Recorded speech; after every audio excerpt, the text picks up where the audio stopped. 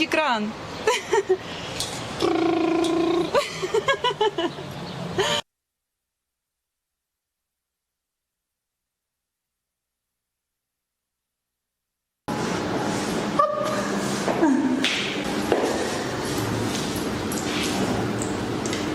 Привет!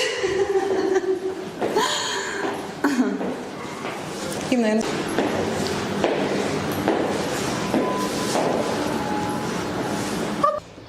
Крутится кран. Вау! Ну, мы же не будем говорить, что она позолоченная. Она прям золото.